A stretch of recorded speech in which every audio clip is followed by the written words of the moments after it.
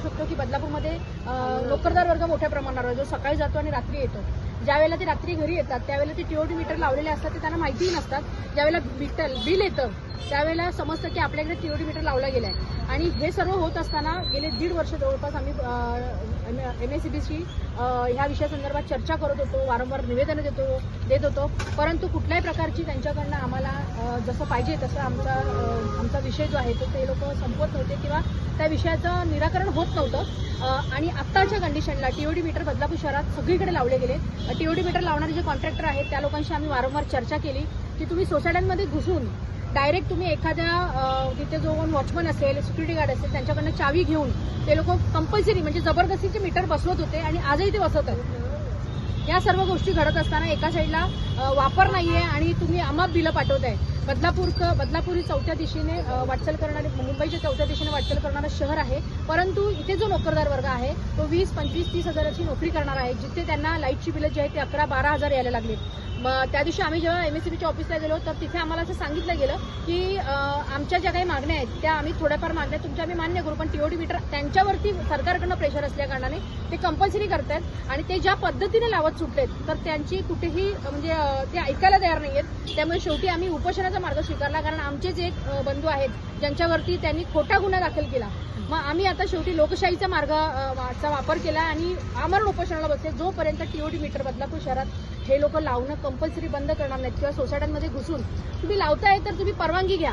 तुम्ही विदाऊट परवानगी, आता काल परवापासून मला वाटतं बऱ्याच जणांना 48 तासाचं अल्टिमेटम दिलं आणि डायरेक्ट ते लोक मीटर लावणार होते. ही खूप चुकीची गोष्ट आहे. जर एका साईडला देवेंद्र फडणवीस साहेब मुख्यमंत्र्यांनी सांगितलेलं होतं की बाबा मीटर सर्वसामान्य लोकांसाठी कंपल्सरी नाही आणि आता ते सगळीकडे सर्रास लावले जातात, तर हे कुठेतरी चुकीचं आहे. उपोषणाचा इशारा दिल्यानंतर हे सगळे मेसेजेस जास्त फिरायला लागले असं वाटतंय. खरोखर असं वाटायला लागलंय. आम्हाला पण बऱ्याच लोकांचे फोन आले की उपोषणाची हाक दिल्यानंतर बदलापूर शहरात खूप मोठ्या प्रमाणावरती त्यांनी अगदी घाईघाईमध्ये ते आता मेसेजेस लोकांना पाठवायला लागलेत की 48 तासात तुम्ही लावा, अन्यथा ते लोक जबरदस्ती लावणार आहेत. तर हे चुकीचं आहे. आपल्याला माहिती असेल पूर्ण महाराष्ट्रामध्ये आता ह्या टीओडी मीटरच्या संदर्भात वातावरण तापायला लागलंय.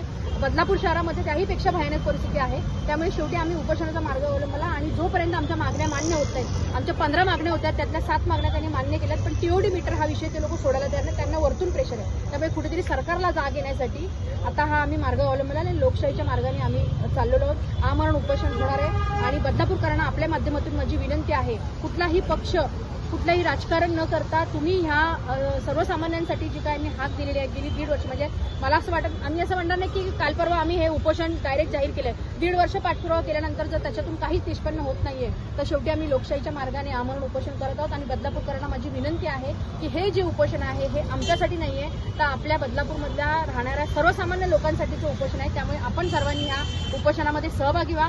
जास्तीत जास्त संख्येने तुमचे जे काही विषय असतील, कुठे मीटर सक्तीचे करतायत तर कुठे लाईटची बिलं जास्त येत आहेत, सोसायट्यांमध्ये घुसून हे लोक हे करतात, तर इथे जे अधिकारी येणार आहेत त्या अधिकाऱ्यांना आपल्याला जाब विचारता येईल.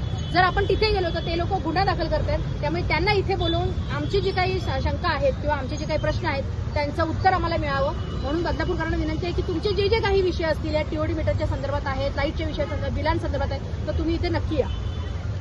उपोषण असणार आहे उद्या. परवानगी मिळाली का उपोषणाला? भारतीय संविधानाचं पुस्तक हातामध्ये आहे, उपोषणाचा मार्ग स्वीकारताना काय नाही? सगळ्यांना पहिल्यांदा जय शिवराय, जय भीम. आता मला वाटतं या संपूर्ण भारतामध्ये एक संविधानच राहिले ज्या हिशोबात आम्ही लोकांकडे हक्क मागू शकतो किंवा ह्याच संविधानाच्या अनुग्रहाने आज आम्ही उपोषणाला बसलेलो आहे. तरी आम्हाला अनेक गोष्टीचा त्रास होत आहे. डॉक्टर बाबासाहेब आंबेडकरांनी आमच्या हातात हे संविधान दिलं म्हणून आम्ही आज कुठेतरी जनतेसाठी न्याय मागायसाठी आम्हाला ही ताकद भेटलेली आहे. आणि हा जो आम्ही लढा लढतोय, मला वाटतं 2021 पासून माझ्या व्हॉट्सअपला तुम्ही गेले ना, टीओडी मीटर संदर्भात मी वेळोवेळी पोस्ट टाकत आलेलो आहे. पण हे स्लो पॉयझन आहे आणि आपला देश हा टोटल भांडवलशाहीत आता बुडालेला आहे. सर्व धंदे हे काही गिन्या चुन्या व्यापाऱ्याकडे चाललेले आहेत. लोकांनी पक्ष बाजूला ठेवून पुढच्या भविष्यासाठी एकत्र येणं गरजेचं आहे.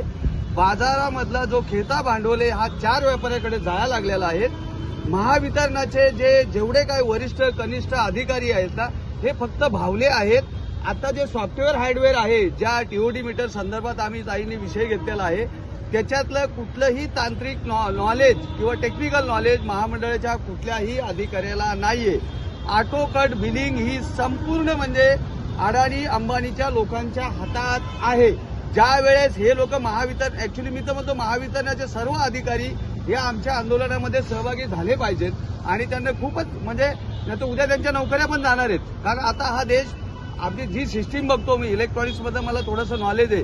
आता जे ऑन ऑफ मीटर करायला लागतात त्यांचे सॉफ्टवेअर किंवा तंत्रज्ञान हे अडाणीकडे आहे, ते खाजगी आहेत. ऍक्च्युली टेंडर अडाणीचं आहे, पण यांना महावितरण का मदत करते ते आमचं समजतच नाही. एखादी वस्तूचं समजा आम्ही ठेका दिला तर मग त्या प्रशासकीय लोक त्यांना का मदत करतात? म्हणजे याचा अर्थ महामंडळाच्या अधिकाऱ्यांना भरम मोठी सुपारी दिलेली आहे आणि सुपारीवर ते काम वाजवत आहेत.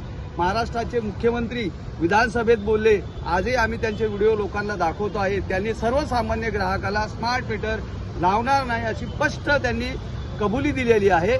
आणि आमच्या मुख्यमंत्री आणि उपमुख्यमंत्री एकनाथ शिंदे यांच्याच पावलावर पाऊल ठेवून आम्ही यांना जागरण करत आहे. तुमच्या माध्यमातून पत्रकार बंधूंना माझी विनंती आहे, लाईट मीटरचा विषय हा सगळ्यांचा आहे. सगळ्यांना डबल टिबल बिल आलेत. हे आपल्याला गुढी गुलाबानी महावितरणाचे जरी अधिकारी आपल्याला काहीतरी उदाहरण देत असेल तर सर्व हे चुकीचं आहे.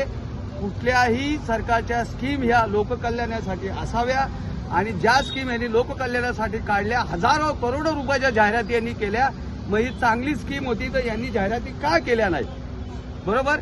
पण हे जे मीटर आहेत हे पुढे घातक आहेत. एकदा मोनोपॉली झाली की सगळ्यांच्या नडीवर बसणार आहेत. सर्वांनी उपोषणाच्या ठिकाणी एकत्र यावे. ही लढाई आमची नाहीये. सगळ्यांनी आज अंबरनाथ, बदलापूर, कल्याण, डोंबिवली संपूर्ण महाराष्ट्रात हा प्रकार वाढत चाललेला आहे, जेणेकरून सरकारवर दबाव येईल आणि टीओडी मीटर सर्वसामान्य ग्राहकाला लावण्यापासून थांबेल. टीओडी मीटर ज्यावेळेस आपण विरोध करतो टीओडी मीटरला त्यावेळेस अधिकाऱ्यांचा जो उर्मटपणा आहे तो समोर येतो. आपण जर बघितलं तर अंबरनाथमध्ये एका नगरसेवकावरती गुन्हा दाखल झाला आहे, बदलापूरमध्ये देखील अविनाश देशमुख यांच्यावरती गुन्हा दाखल झालेला आहे. याबाबत तुमची भूमिका काय असणार आहे? बघा, सर्वसामान्य जनतेचे जेव्हा आमच्याकडे प्रश्न येतात की आम्हाला इथं आता अशी वागणूक भेटलेली आहे, ऍक्च्युली महावितरणाचे जे अधिकारी आहेत ना त्यांना त्यातलं काही टेक्निकली नॉलेज नाहीये, पण त्यांना आता जबरदस्ती बसवलेलं आहे. तिथल्या महिला किंवा अतिशय उर्मिट आहेत, ते पगार आमच्याकडून घेतात आणि जनतेला सौजन्याने वागा तुम्ही. आणि हे मी तर वाटतो ह्या गोष्टीचा निषेध आहे. आमच्या अविनाश देशमुखचे बंधू त्यांच्यावर जेव्हा गुन्हा दाखल झाला तेव्हाच आम्ही दोघं त्याच दिवशी पोहोचलो. बरं, उद्या उपोषण आहे, उपोषणाचं स्वरूप कसं असणार आहे? किती वाजल्यापासून उपोषणाला सुरुवात होणार आहे साधारण? कसं असेल? आम्ही सकाळी 11 वाजता उपोषण ठिकाणी येणार आहे. आई एकविराचं दर्शन घेणार, छत्रपती शिवाजी महाराजांना हार घालणार, त्याच्यानंतर डॉक्टर बाबासाहेब आठवलेचं पूजन होईल आणि आम्ही त्यानंतर उपोषणाला बसू. बस डेपोजवळ? हा, बस डेपोजवळ, गांधीनगर, बदलापूर पश्चिम. बरं, महावितरण प्रशासनाकडून काही तुमच्याशी संपर्क करण्याचा प्रयत्न झाला का उपोषणाची हाक दिल्यानंतर? आम्ही ज्यावेळेला त्यांना निवेदन दिलं हे उपोषणाचं तर त्यांनी आम्हाला ते लहान पोरासारखी उत्तरं दिली. ते काय टेक्निकली बेसिस उत्तरं नाही आहेत, ते माझ्या बुद्धीला नाही पटली. ते बारीक पोराला कसं आपण रडायला लागलं मेलोडी चॉकलेट देतो त्या पद्धतीत दिलं, पण ते आम्हाला नाही पटलं. त्यांनी टेक्निकली आम्हाला यावा, लोकांना दोन्ही टेक्निकलचा फरक सांगवावा आणि आमच्या मागण्या आम्ही त्या नियमाबाहेर केल्या. ज्या इलेक्ट्रिसिटीचे नियम आहेत, जे भारतात संविधानाप्रमाणे आम्हाला जे कायदे दिले तेच आम्ही सांगतो तुम्ही अनुकरण करा. आम्ही नाही असं सांगत की तुम्ही टीओडी मीटर बंद करा आणि जर जनतेचा लोट असेल तर त्यांना बंद करणं भाग आहे. कारण तुम्ही जनतेसाठी आम्ही तुम्हाला तिथं पाठवलंय, आम्हाला रोज तिथं जायला येत नाही म्हणून. तर तुम्ही आमची जर शेंडी भाजत असाल तर जनतेने रस्त्यावर यावा. मॅडम, जर महावितरण प्रशासनाने तुमच्या मागण्या मान्य केल्या नाहीत तर मग त्यानंतरची भूमिका काय असेल? सर्वप्रथम मी सांगेन की बदलापूर शहर जे आपल्याला माहिती असेल, सोनिवली असेल, खरवई असेल, सर्वसामान्य माणूस लाईटचं बिल भरायचं असेल तर त्यांना तिथे जायचं असेल तर रिक्षाला 100-200 रुपये द्यावे लागतात. म्हणजे ती एक पिळवणूक झाली आहे. मध्यवर्ती ठिकाणी बदलापूर शहरात दोन्ही साईडला कुठेही नाही जिथे वीज बिल आकारलं जाईल, म्हणजे घेतलं जाईल, तर ते कुठेही होत नाहीये. आणि हे सर्व बघत असताना बदलापूर शहरात एकंदरीत मी महाराष्ट्राचं बोलण्यापेक्षा फक्त बदलापूर शहराचा विचार करेन की बदलापूर शहरामध्ये एकंदरीत लोकांची जी काही गळचेपी होते किंवा लोकांना वेगवेगळ्या प्रकारे त्यांना हॅरेस केलं जातं, तर हे कुठेतरी थांबावं. आणि टीओडी मीटर लावत असताना यांनी लोकांची विचारायला पाहिजे. तुम्ही डायरेक्ट जर मीटर लावत असाल तर ती खूप चुकीची गोष्ट आहे. त्यांना 36 तासाची आता ज्या पद्धतीने ते 48 तासाची नोटीस देतात किंवा त्यांना मेसेज जातात, तर तुम्ही 1 महिना आधी तरी मुदत द्या लोकांना. तर ते का तुम्ही ते देत नाहीयेत आणि डायरेक्ट जर करतायत तर ती खूप चुकीची गोष्ट आहे. लोकांनी ट्रेस पासिंगचा गुन्हा लोक त्यांच्यावरती दाखल करू शकतात, कारण माझी वस्तू चोरून नेलेली आहे, हे खूप भयानक आहे. आणि हे सर्व करत असताना आम्ही आता उपोषणाचा शस्त्र हातात घेतलेलं आहे. उपोषण आमरण उपोषण आहे. जोपर्यंत महावितरणाचे अधिकारी इथे येऊन आमच्या प्रश्नांची उत्तरं व्यवस्थित देत नाही तोपर्यंत उपोषण संपणार नाही. मग यामध्ये आमचं जे काही बरं वाईट होईल त्या गोष्टीला सर्वस्वी महावितरण अधिकारी आणि महामंडळ जबाबदार असेल. आपण देशभरात बघतोय बऱ्याच राज्यांमध्ये टीओडी मीटरची अतिशय म्हणजे वाईट अवस्था आहे. अगदी टीओडी मीटरला बाहेरचा रस्ता दाखवलेला आहे. आपल्या बदलापूर शहरात देखील आता कुठेतरी तो जनक्षोभ जो आहे टीओडी मीटरच्या विरोधातला तो आता पाहायला मिळतोय. पण आपण महावितरणचा जर कारभार पाहिला तर त्यांच्या सगळ्यात जुन्या जे ट्रान्सफॉर्मर आहे, जी लाईन आहेत, त्या अगदी जुनाट आहेत. रोज त्रास सहन करावा लागतो. मात्र टीओडी मीटरच्या बाबतीत जी सक्ती केली जाते असं का होत आहे? तुमचा मुद्दा अगदी रास्त आहे. महावितरणाचे जे ट्रान्सफॉर्मर आहेत म्हणजे त्यांनी आधी ते व्यवस्थित करायला पाहिजे होते, नंतर टीओडी मीटर सक्तीचे करायला पाहिजे होते. तर ते न करता कुठेतरी टीओडी मीटर मध्ये आणून ठेवलं आणि टीओडी मीटर कंपल्सरी करतात, म्हणजे सक्तीची त्यांनी करायला घेतात. तर हे खूप चुकीचं आहे. तुम्ही लोकांवरती सरळ अन्याय करताय आणि ह्या अन्यायाचा जो उद्रेक आहे तो ह्या उपोषणाच्या माध्यमातून महावितरणाला आणि सरकारला पण दिसेल. अजून एक मला आव्हान करायचं, कुळगाव बदलापूरमधील सर्व सोसायटी धारक ज्यांच्याकडे मीटर आतापर्यंत बदली झालेले नाही किंवा बदली होणार आहेत त्यांनी ताबडतोब एक निवेदन महावितरणामध्ये द्यायचंय, त्याची पोच घ्यायची आहे. स्वतःचे मीटरला लॉक लावून ठेवा, चावी महावितरणाला देऊ नका. ते लोक आले तर आमच्याशी संपर्क साधा, आम्ही 2 मिनिटात तिथं येऊ. जरी महावितरणाचा स्मार्ट मीटर त्यांची प्रॉपर्टी असेल तरी ते तुमच्या प्रॉपर्टीमध्ये लावतायत आणि त्याला लॉक लावणं हे प्रत्येक सोसायटीवाल्यांचं कर्तव्य आहे. आणि ज्या ठिकाणी तुमच्यावर जबरदस्ती होत असेल आम्हाला फोन करा, आम्ही तिथं पोहोचू.